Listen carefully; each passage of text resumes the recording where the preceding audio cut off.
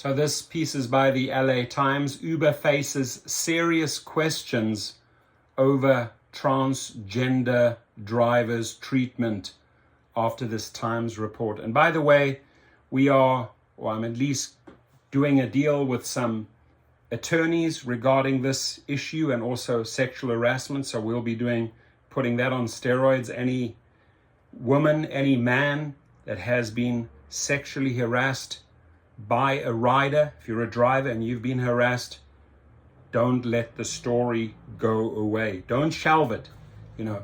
Come to me, come to us, and we'll give it life, and we'll collect you damages. We'll go after these companies because they just love shelving the stories and pretending like it doesn't exist, right?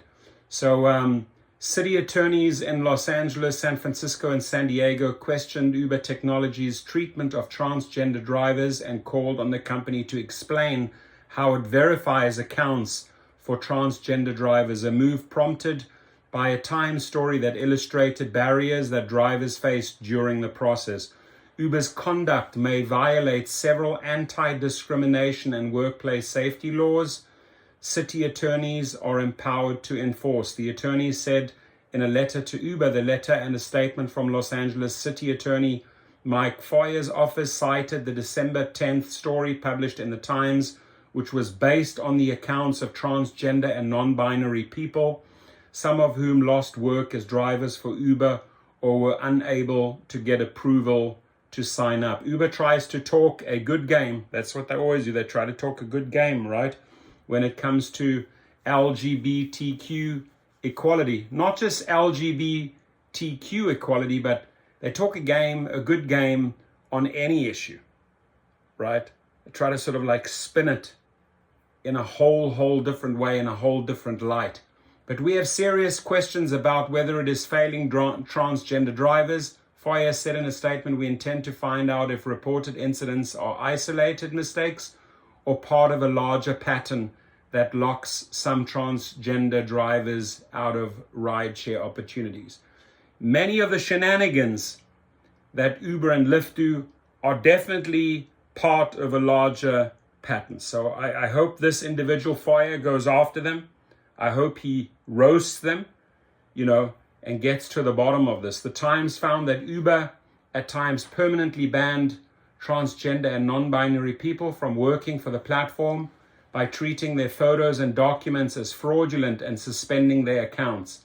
And the same thing has been reported in London, and they fought it. They went to the court and they won. So file lawsuits. Don't hold back, my friends. Multiple efforts by drivers to address these issues with the company were unsuccessful.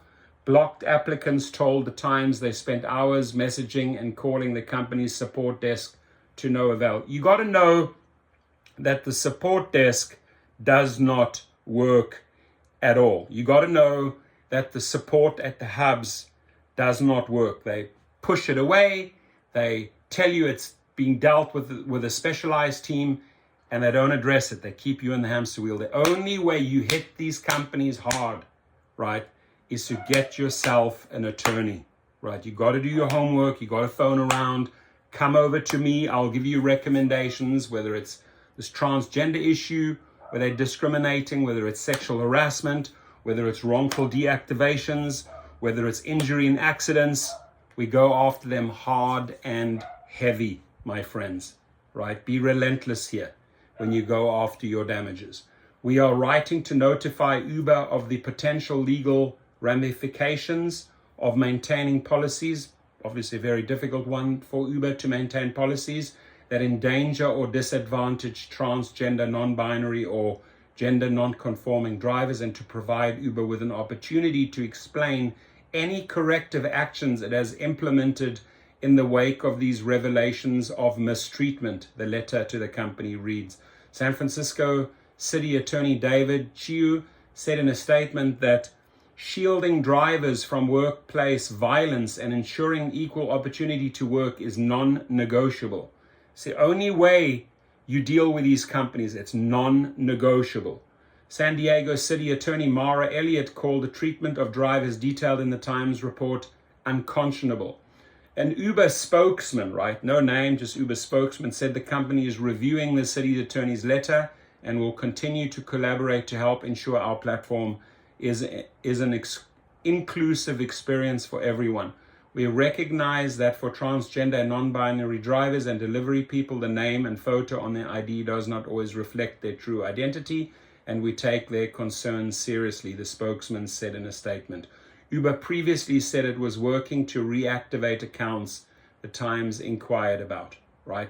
So when it comes to reactivating accounts, right, we do a remarkable job here at Gig Rocket. Go check it out.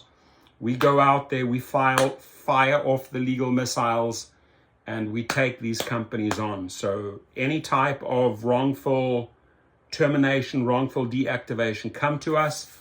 And even when it comes to sexual harassment, we got a good team that we work with. Just bring us the cases and let us brawl for you. The Times report recounted the experiences of several drivers who were blocked when they attempted to update their profile information, prompted by Uber June Pride Month initiatives meant to improve the experience for LGBTQ people using the platform. The company has also said it worked with the National Center for Transgender Equality on a process that allows drivers to display their chosen name in the app and to train staff to handle related requests.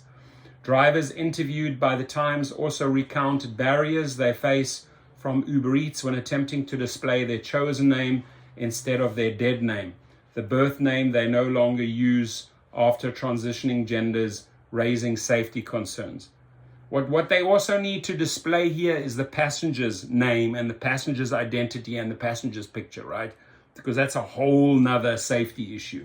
Drivers continue to face similar problems after Uber promised to undertake a review and correct issues related to the deactivation of transgender drivers in a July 2021 letter to the ACLU of Southern California. The Times reported drivers should not have to put themselves in danger.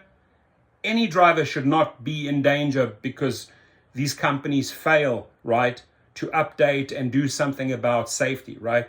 Sadly, we have to take matters into our own hands. Sadly, we have to turn to attorneys and lawyers to get their attention and sue them, right? Because it's the only language they understand, my friends.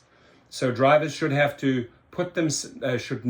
to put themselves in danger or navigate a bureaucratic nightmare just to make a living, Chiu said in the statement. So I'll leave the link below.